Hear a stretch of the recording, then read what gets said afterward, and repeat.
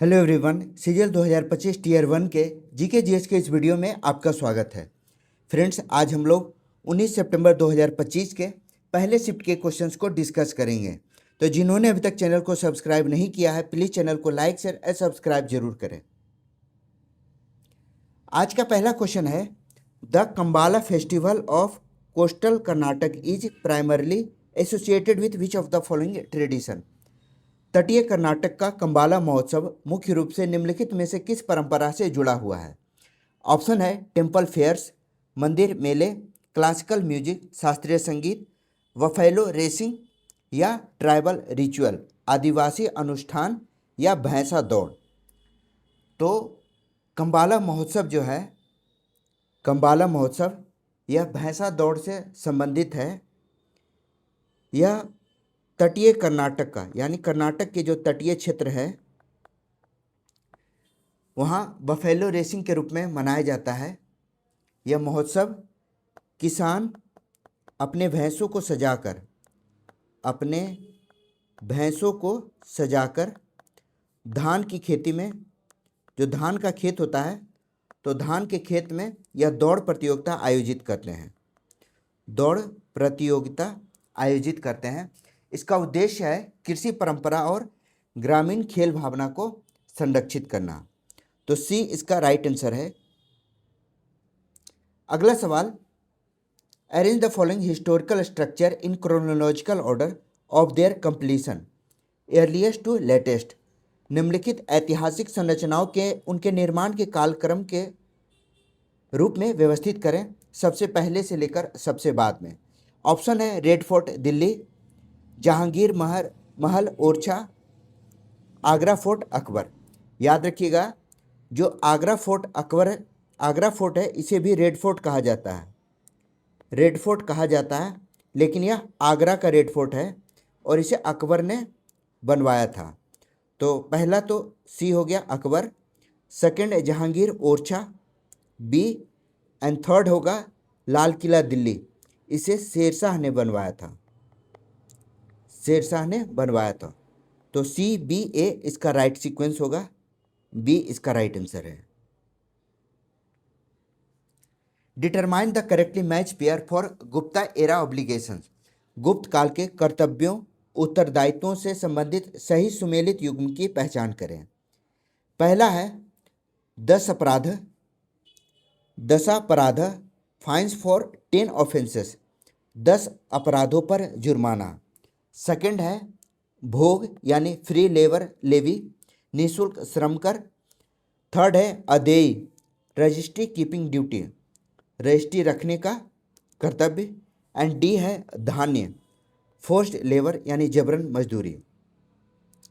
तो कहना है कि इसमें सही युग्म की पहचान करें, तो ऑल सही है, लेकिन एसएससी ने इसका आंसर हुआ है ए दिया है इसका राइट आंसर, 10 अपराधों पर जुर्माना। यह काफ़ी डिस्प्यूटेड क्वेश्चन है, इसको जरूर ध्यान में रखिएगा। डिस्प्यूटेड है, इस पर बहुत बच्चों ने क्लेम भी किया है, लेकिन एसएससी ने इसका आंसर दिया है 10 अपराध, फाइन फॉर 10 ऑफेंसेस। तो इसका ध्यान रखिएगा। द कंपोजिशन गुरु बिन कैसे गुण गाए इससे to the rhythmic cycle known as. रचना गुरु बिन कैसे गुण आए को किस लयबद्ध चक्र पर सेट किया गया है। ठीक है, तो यह रचना जो है वह शास्त्रीय संगीत में 3 ताल पर आधारित है, 3 ताल पर बेस्ड है। ठीक है, 3 ताल में 16 मात्राएं होते हैं, सी इसका राइट आंसर है। इसमें 16 मात्राएं होती है जो कि 4-4 के रूप में विभाजित होता है। इसका विभाजन किया जाता है 4-4 के रूप में। ठीक है, यह लयबद्ध और पारंपरिक जो गायन है वह उसकी संरचना पर प्रचलित है। पारंपरिक और लयबद्ध संरचना गायन में यह प्रचलित है। गायन में प्रचलित है। तो राइट आंसर हो गया C. According to official rules a standard table tennis ball has a diameter of, जो टेबल टेनिस बॉल होता है आधिकारिक नियमों के अनुसार एक मानक टेबल टेनिस गेंद का व्यास कितना होता है। तो किसी भी गेम में एक स्टैंडर्ड मानक होता है। तो टेबल टेनिस की जो गेंद होती है वह हल्की होती है, गोल और सेलुलाइड की, यानी यह प्लास्टिक की बनी होती है। ठीक है, इसका आकार और जो उछाल है वह सुनिश्चित करना होता है। तो इसका आकार जो है वह 40 मिलीमीटर होता है। जो डायमीटर है इसका गेंद का व्यास है वह 40 मिलीमीटर का होता है। ठीक है, इसका सरकमफेरेंस जो है वह 12.56 सेंटीमीटर यानी 4.95 इंच होता है। तो इसका ध्यान रखिएगा, फिगर में बहुत सारे और चीज़ भी डिसाइडेड है, जैसे size, diameter and weight. Weight इसका 0.094 से 0.098, ये किसी पाउंड में या किसी और स्टैंडर्ड मात्रक में, हालांकि इतना जानना जरूरी नहीं है। व्यास पूछा गया है तो 40 मिलीमीटर इसका व्यास है। Which Rashtrakuta king defeated Parantaka first of the Chola dynasty, किस राष्ट्रकूट राजा ने चोल वंश के परांतक प्रथम को हराया था। तो परांतक प्रथम को राष्ट्रकूट राजा कृष्ण तृतीय ने पराजित किया था। किसने? कृष्ण थर्ड ने। यह राष्ट्रकूट वंश का प्रमुख शासक था कृष्ण थर्ड। इसने दक्षिण भारत की सत्ता के लिए संघर्ष किया था। दक्षिण भारत की सत्ता के लिए संघर्ष किया था और इस विजय के बाद, परांतक प्रथम के विजय के बाद से जो कृष्ण तृतीय था उसका पूरे तमिल क्षेत्र पर प्रभुत्व हो गया। तो इसका राइट आंसर होगा सी, कृष्ण तृतीय। Which of the following pairs governor general and policy followed is correctly match, निम्नलिखित में से कौन सा युग्म गवर्नर जनरल और उसके नीति के पालन का सही सुमेलित है। पहला है Lord Hastings anti expansionist policy, Marquis of Hastings fiscal conservatism, राजकोषीय रूढ़िवादी, विस्तारवाद विरोधी नीति लॉर्ड हेस्टिंग्स का था। थर्ड है Lord Wellesley, persuade imperialist conquest, साम्राज्यवादी विजय अभियान।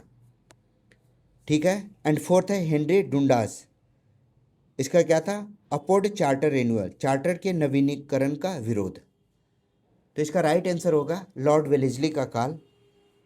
लॉर्ड वेलेस्ली ने 1798 से लेकर 1805 ईस्वी तक यह गवर्नर जनरल रहा था। ठीक है, और इन्होंने सब्सिडरी अलायंस सिस्टम को लागू किया था। सब्सिडरी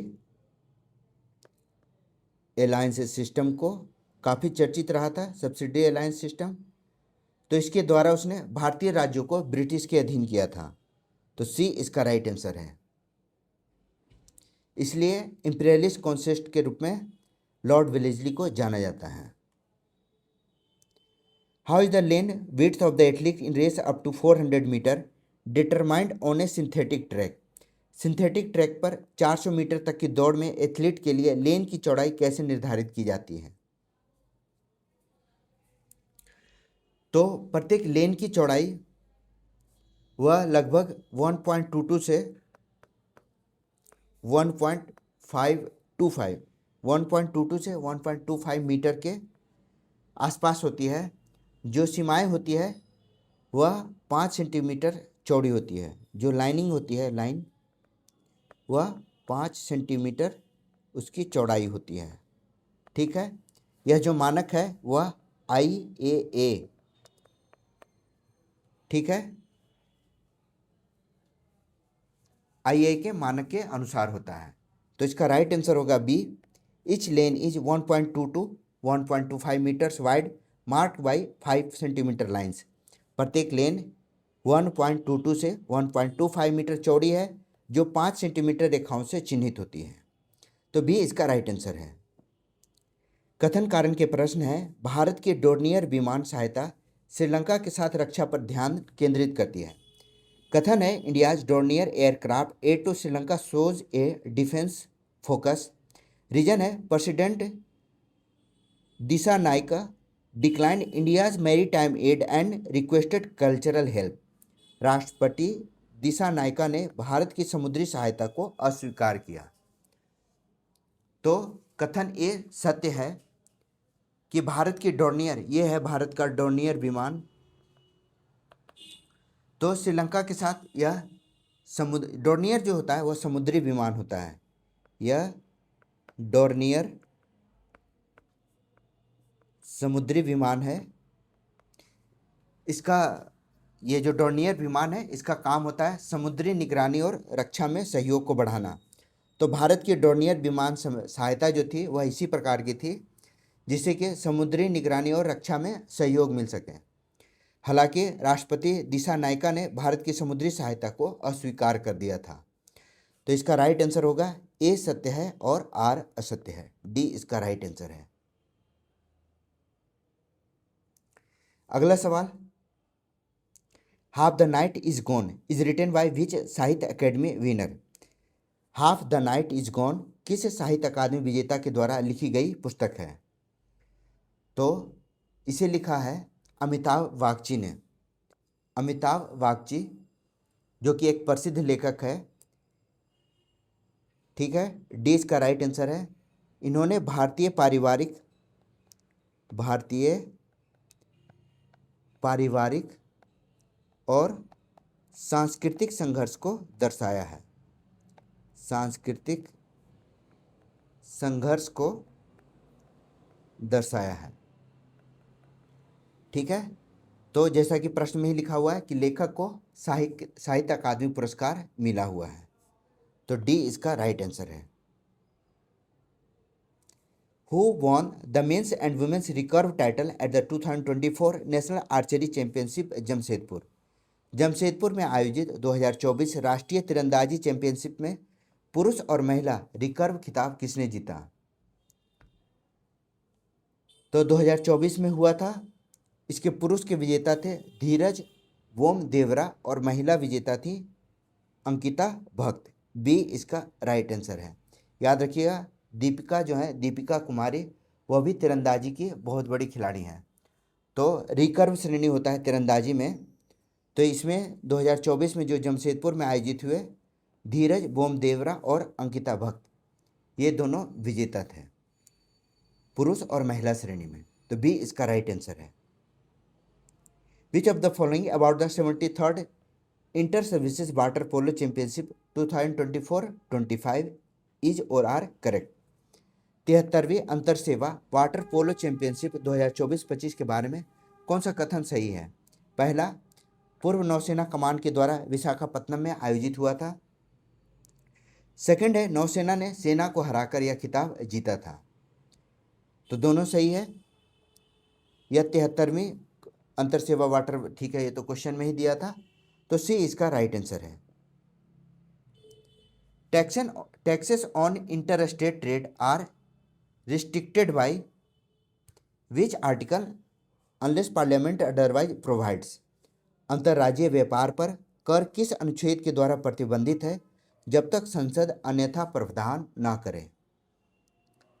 ठीक है, अंतर्राज्यीय व्यापार पर कर, इस पर प्रतिबंध लगाया गया है आर्टिकल 286 पर।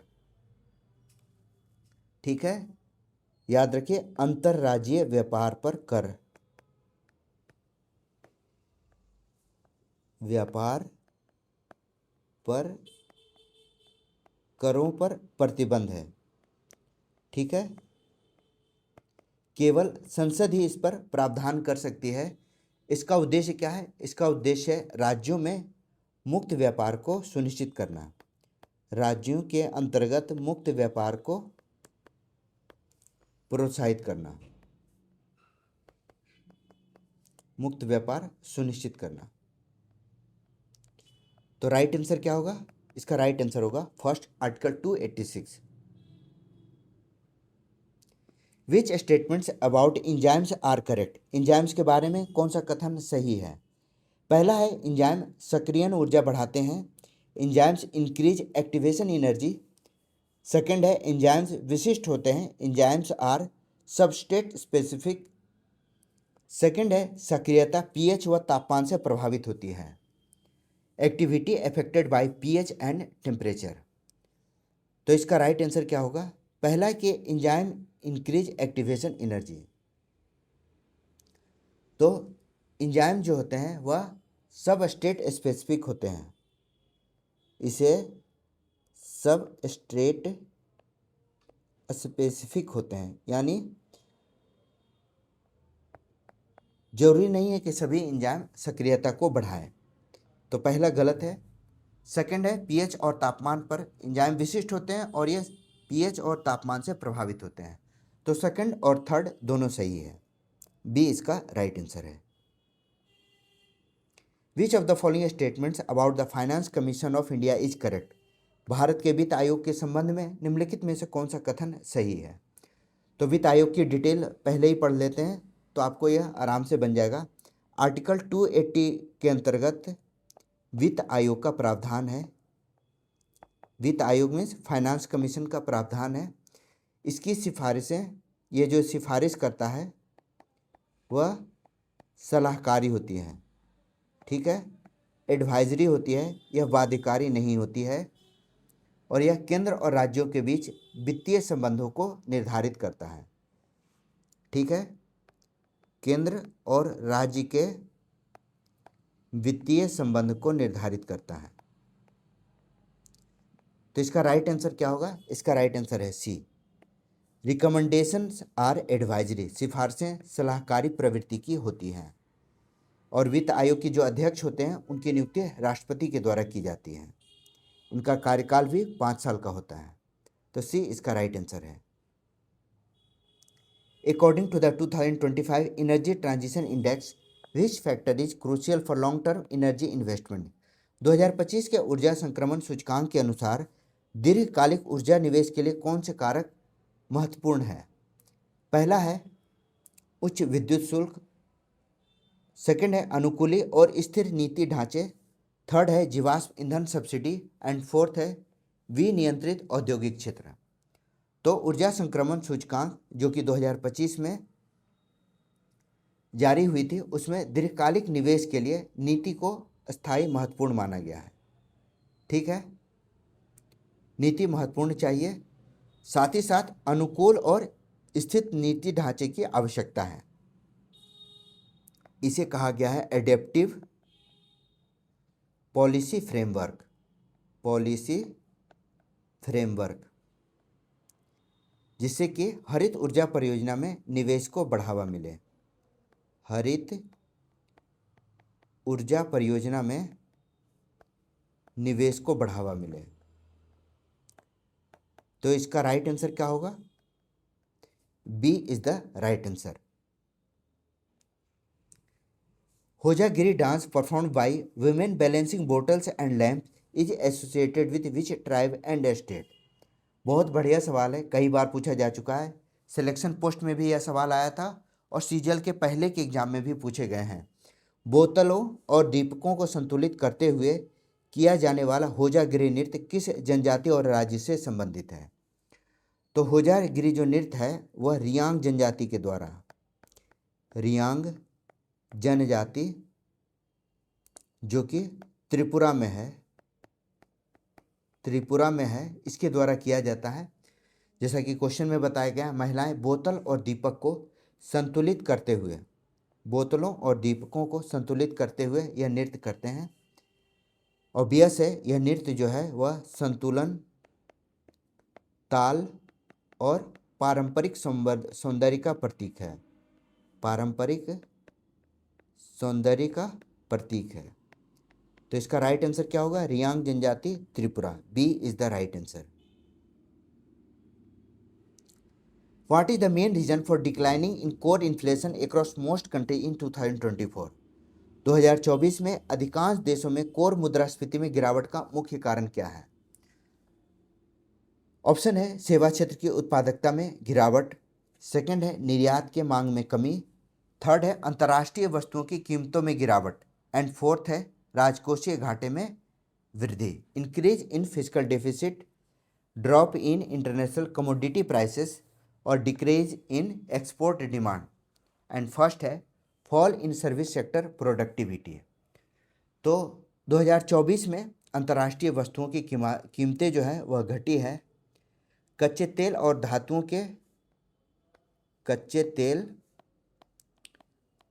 धातुओं की कीमतों में कमी हुई है। धातुओं की कीमतें घटी है, इसके कारण कई देशों में महंगाई कमी है, महंगाई को कम किया गया है। तो सी इसका राइट आंसर है। What is meant by mixed economy? मिश्रित अर्थव्यवस्था का क्या अर्थ है? जैसे भारत की जो अर्थव्यवस्था है वह मिश्रित अर्थव्यवस्था है। इसे भारत ने 1990 में उदारीकृत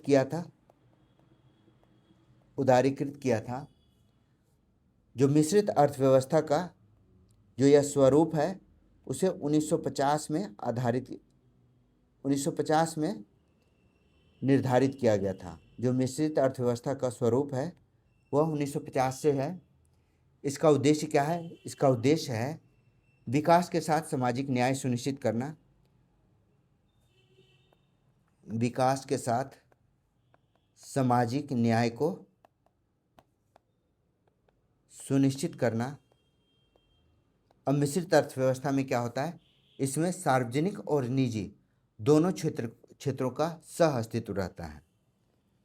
ठीक है, तो सी इसका राइट आंसर है। Both private and public sector mixed economy का तात्पर्य बनता है। ठीक है, तो सी इसका राइट आंसर है। What is the key objective of India green credit programme 2024? भारत के ग्रीन क्रेडिट कार्यक्रम का मुख्य उद्देश्य क्या है? तो यह पर्यावरणीय कार्यों को पुरस्कृत करना है। ऑब्वियस है, ग्रीन क्रेडिट कार्यक्रम का उद्देश्य क्या है?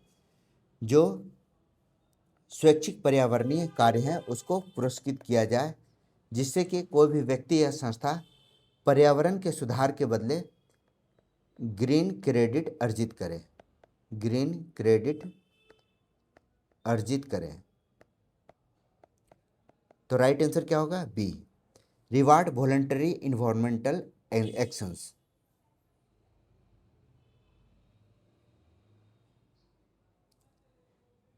नेक्स्ट है कंसीडर द फॉलोइंग स्टेटमेंट्स। निम्नलिखित कथन पर विचार कीजिए। अनुच्छेद 131 संघीय विवादों में उच्च न्यायालय को अनन्य आरंभिक अधिकारता प्रदान करता है। Article 131 provides exclusive original jurisdiction to high courts in federal dispute. Second है सर्वोच्च न्यायालय अनुच्छेद 131 के अंतर्गत राज्यों के बीच विवादों का निपटारा कर सकता है। The supreme court can adjudicate dispute between state under article 131। तो इसका राइट आंसर क्या होगा? तो इसका राइट आंसर है ओनली 2।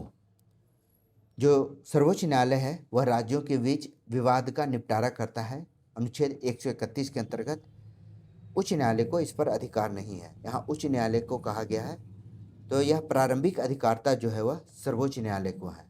हमने पहले भी पढ़ा है, जो राज्यों के बीच विवाद होता है उसका अंतिम निपटारा कौन करता है? सुप्रीम कोर्ट करता है। तो बी इसका राइट आंसर है। Which reform enabled MNC to enter India? किस सुधार ने बहुराष्ट्रीय कंपनियों को भारत में प्रवेश की अनुमति दी है? लैंडलॉर्ड रिफॉर्म, भूमि सुधार, ग्लोबलाइजेशन, भूमंडलीकरण, लेबर लॉ यानी श्रम कानून, स्वदेशी यानी अपने देश का स्वयं का। तो इसका राइट आंसर होगा बी, भूमंडलीकरण। 1991 में 1991 में विनिवेशी ग्लोबलाइजेशन के बाद विदेशी निवेश की अनुमति मिली। भारत में विदेशी निवेश की अनुमति 1991 में मिली, जो कि भारत के नई आर्थिक नीति का भाग था। नई आर्थिक नीति का एक भाग था, जिसका परिणाम क्या हुआ, भारतीय बाजार में विदेशी कंपनियों की भागीदारी बढ़ गई। ठीक है, तो ग्लोबलाइजेशन इसका मेन कारण था। बी इसका राइट आंसर है। कथन और कारण के प्रश्न है, भारत में विनिवेश नीति की व्यापक आलोचना हुई। The disinvestment policy has been widely criticise in India. इसके रीजन है, it resulted in increase market monopoly by PSU. इससे सार्वजनिक उपकरणों का उपक्रम जो है उसका बाजार कर एकाधिकार बढ़ा। तो पहला जो कथन है उसमें कहा गया है कि व्यापक आलोचना हुई सार्वजनिक इसकी विनिवेश नीति की। यह बिल्कुल सही है। जिस समय यह लागू किया गया था, बड़े पैमाने पर इसकी आलोचना की गई थी कि भारत के अपने ही उद्योग का या अपने ही उपक्रमों को सरकार को हिस्सेदारी बेचनी पड़ रही है, इससे निजीकरण को बढ़ावा मिलेगा। ठीक है, तो पहला कथन तो सही है, लेकिन सेकंड क्वेश्चन गलत है। सेकंड जो रीज़न है इसका कि इससे सार्वजनिक उपक्रमों का बाजार पर एकाधिकार बढ़ा, बिल्कुल नहीं। सार्वजनिक उपक्रमों का ही तो इन्वेस्टमेंट किया गया है, इसमें नए निजी क्षेत्र के कंपनियां आई है, जिससे कि इसका प्रत्यक्ष रूप से लाभ अब तक दिख रहा है। तो राइट आंसर होगा A true but R false. What is the most notable feature of the Rouf dance of Kashmir. Kashmir के रौफ नृत्य के सबसे उल्लेखनीय विशेषता क्या है। पहले भी यह पूछा गया है। कश्मीर के महिलाओं के द्वारा यह नृत्य किया जाता है। कश्मीर की महिलाएं यह नृत्य करती है। नर्तक जो है इसमें फुटवर्क का इस्तेमाल करते हैं। फुटवर्क के द्वारा पैरों को लयबद्ध चाल पर इसे ताल दिया जाता है। तो सी इसका राइट आंसर है। अगला सवाल है, विच मैच्ड पेयर इज इनकरेक्ट। कौन सा सुमेलित युग्म गलत है। पहला है एक्सोस्फेयर, मेसोस्फेयर, मध्यमंडल जहाँ उल्कापिंड जलते हैं। सेकंड है स्ट्रेटोस्फेयर, समताप मंडल जहाँ ओजोन परत पाई जाती है। थर्ड है एक्सोस्फेयर, ट्रोपोस्फेरिक क्लाउड्स, बहिर्मंडल जहाँ क्षोमंडलीय बादल पाए जाते हैं। एंड डी है थर्मोस्फेयर, इसे ISS कक्षा के रूप में भी जाना जाता है। तो इसका राइट आंसर क्या होगा। इसका राइट आंसर होगा सी। एक्सोस्फेयर में बादल नहीं पाए जाते हैं, यह गलत है। जो मेसोस्फेयर में है वहाँ उल्काएं जो है वह जलती रहती हैं।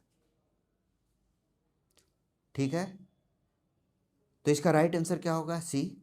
अब हम बता रहे हैं, इसे याद करने का शॉर्टकट है। अगर आपको इस याद नहीं हो पा रहा है तो इसे हम याद करते हैं इस शॉर्टकट से, TSMIE। इसे हम लोग कहते हैं तस्मई, TSMIE। टेट्रोस्फेयर, स्ट्रेटोस्फेयर, मेसोस्फेयर, थर्मोस्फेयर का आइनोस्फेयर भी कहा जाता है।